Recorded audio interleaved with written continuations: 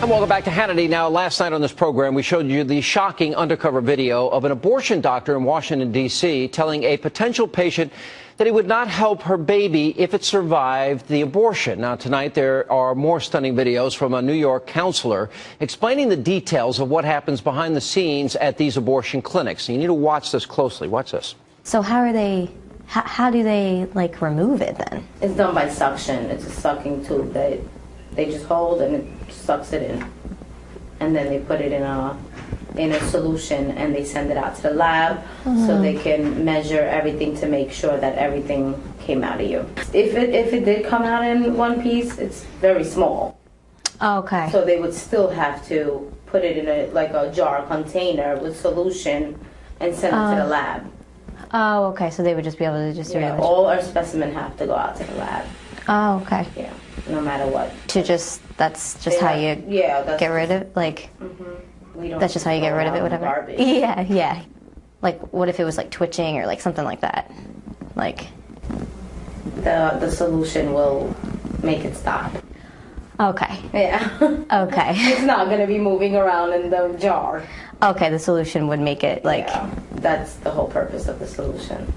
Okay. So, like, if it looked like it was, like breathing or something like that? It'll automatically stop. It won't be able to. It won't be okay.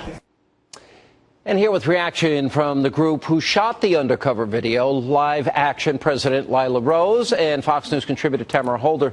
Lila, let's start at how this got set up, because, I mean, what she's basically saying there is if the baby's alive, oh, don't worry, we'll put it in a solution and kill the baby, which is murder by any definition, is it not? Because this is a late-term abortion. You're exactly right, Sean. I mean, what's being described here in this Bronx late-term abortion clinic, Dr. Emily's in New York City, is basically infanticide. But, you know, she's describing how, you know, our investigator who's actually 23 and a half weeks pregnant is inquiring, you know, what happens if, you know, the baby comes out alive? Because in these late-term abortion procedures, many people don't know this, but they're inducing labor over a period of 2 to 3 days. And they need to get that baby out of the woman ultimately, but they want to kill the baby first. You know, that's part of the procedure. So they're going to be either ripping that baby up in utero, they're going to be injecting poison into the baby's heart, but sometimes the babies come out alive. And in this clinic, what the counselor is graphically describing is how this little baby, if it's moving or breathing when it's born alive, would be placed in a jar of toxin, so it's then drowning to death. So, Tamara, is that or is that not, if this baby is born alive, does that not have constitutional protections to live?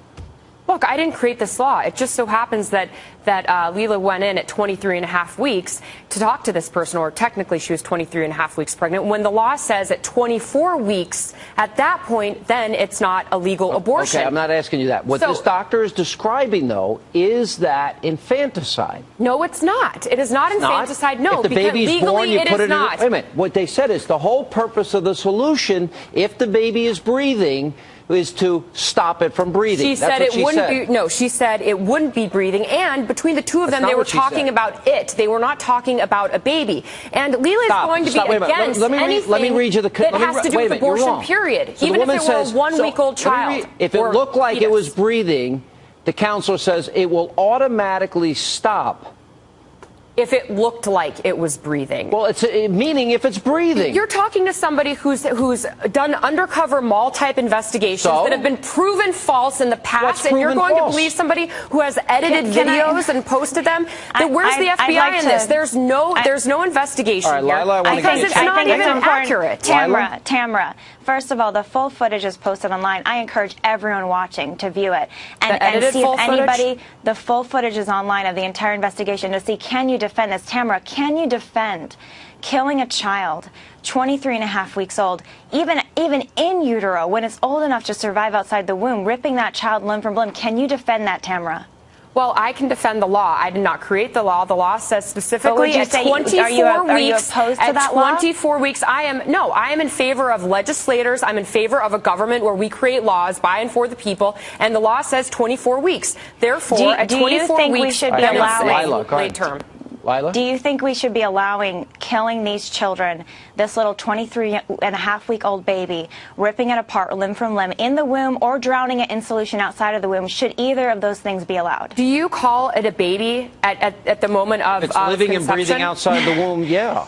I think that everyone has to admit this is a baby. I'm a pro-life I'm person. 100% pro-life. 100%. But you're going to call it Absolutely. a baby any time. At any time, you're calling this. Well, we're talking about 24 weeks. When does it become a baby, Tamara? When does it become a baby to you? When does it become a baby to you? I think it's a child. Science teaches us that at the moment of conception, when is it for you, Tamara? Is it 9 months?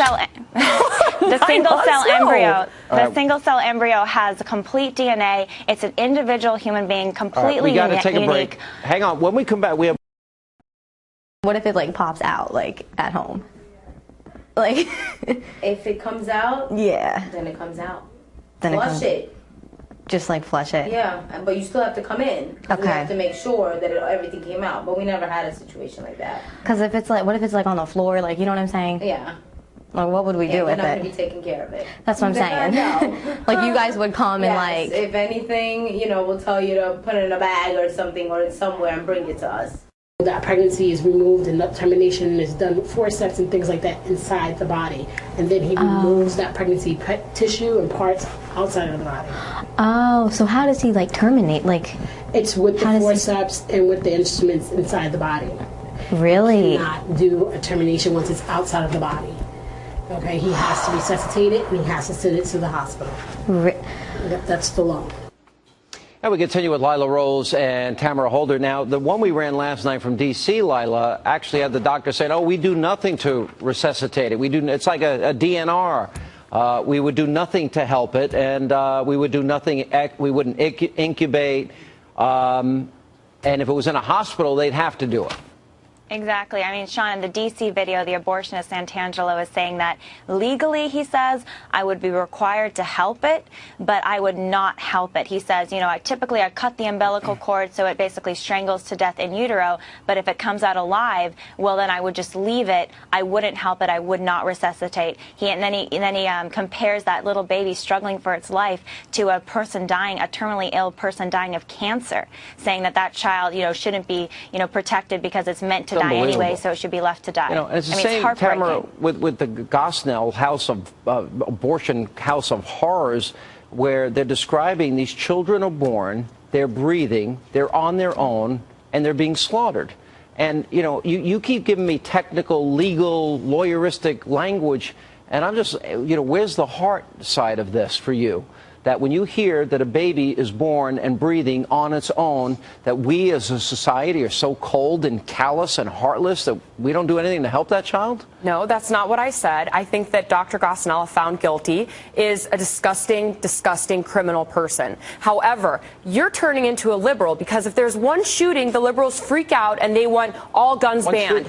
Now, this is the same situation. You have Gosnell, one bad guy, who now all of a sudden abortion should be banned. Gosnell, Washington, D.C., New York, all these tapes you guys right are here. hypocrites. You're hypocrites. You get mad about one person, and then you have these undercover organizations What's wrong with that don't 60 Minutes has done this for years. Right. Well, then maybe Lila should get a job with 60 Minutes. No, I like what she did here. Because her investigations are shoddy and they're fake. Hang on, Lila, last word. Tamara, there are states all over the country where it's legal to abort even up to 9 months, and in D.C. it's up to 9 months. In New York, it's up to 24 weeks. Well, then go to law school and fight the law we instead can do of going better than this, undercover. Tamara. The laws need to be changed, but people need to change their hearts and minds too, and we can do better than this as women, Tamara. We can do better than this in our country. You should do better as a woman than go undercover. What does that mean, a woman? Why are you attacking her personally? Because it's a shoddy investigation. No, it's not. Yes, it is. Read the transcript. Yes, well, because it's half of it is edited.